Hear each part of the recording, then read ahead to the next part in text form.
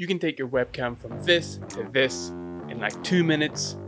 I'm going to show you how. So today we are adding the Elgato Facecam. It's Elgato's first webcam and it's new to the market in 2021, and typically I'd be using something like this to stream, a big clunky DSLR, which it produces an amazing image quality, but it's not the most convenient, and it can just be a pain in the backside to set up, to make sure everything's working, to make sure everything's set up correctly every time you want to stream. Whereas with a webcam, turn on your computer, you're ready to go. But of course you can't escape the age-old trade-off of convenience and quality. So how good can you actually make a webcam look? Can it look as good as a £1,500 mirrorless camera?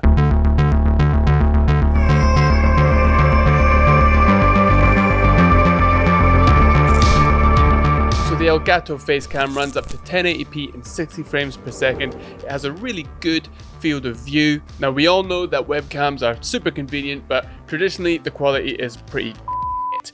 Granted, this is a £1,500 setup, even £2,000 with a lens, but even on a budget £400 mirrorless camera, you're going to see a huge difference in quality between the camera and a webcam. Guys, if you like this video so far, hit like, subscribe, share, all that good stuff. It really helps the channel to grow, so make sure you do that or one of those things or something, I don't know. Now before we jump into the computer, if you're using the Elgato camera, make sure you've got the camera hub installed as well as Nvidia broadcast, because those are the two pieces of software that we're going to use to achieve the results we want. Let's jump into the computer. Okay, first up, the microphone is synced here to the webcam, so look at the Elgato Facecam. Canon EOS R on the left, which obviously is a £1,500 setup. It looks pretty good just out the box on the standard color settings. We've got the Elgato Facecam on the right, which is much cheaper. Now, if you don't have Nvidia Broadcast or Elgato Camera Hub open in front of you, open them up like I have.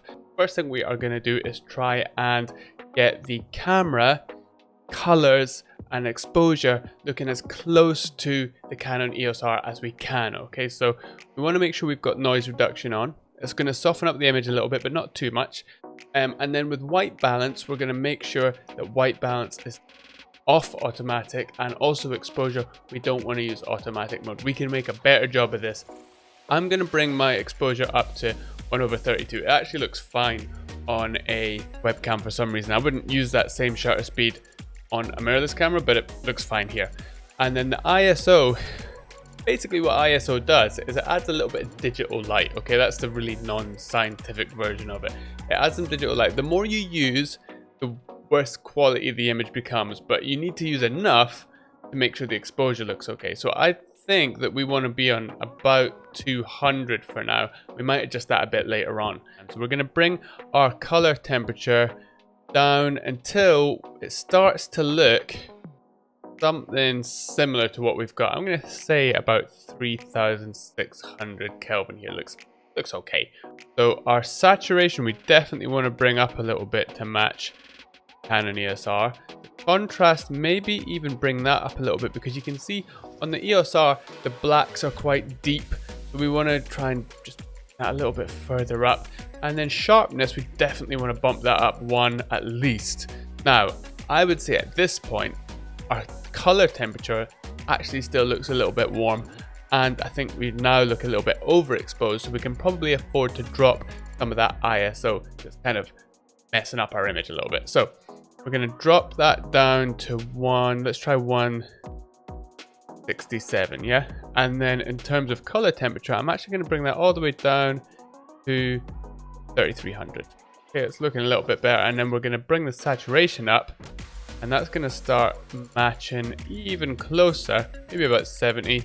That's pretty good. We're never going to get it perfect. It's a £1,500 camera versus like a 150 quid or whatever it was camera. This is where Nvidia broadcast comes in. Right now we want to use background blur. Okay, we're going to turn that on, and immediately the quality looks more pro. It looks more like a mirrorless camera. In fact, you might even trick someone into thinking it was a mirrorless camera, even though it's definitely not. We're going to turn that on quality mode, and we don't want to turn it all the way up because it starts to look unnatural. Okay, what we want is we want it on about like the first level.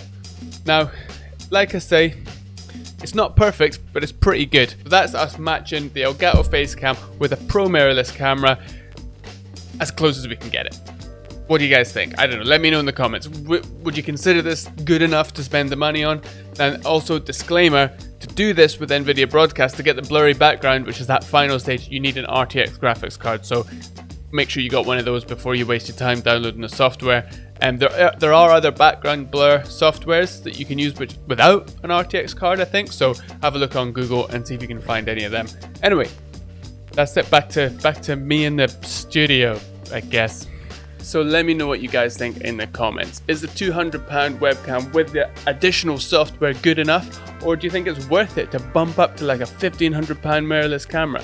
Personally, I love the convenience of the webcam, and I know the quality is better on the mirrorless camera, but is it £1,500 better when you're streaming and it's, you're just a little box in the corner most of the time? Let me know in the comments what you guys think, and subscribe for more videos just like this one, and I will see you in the next one, guys. Subscribe, peace and love, see you later.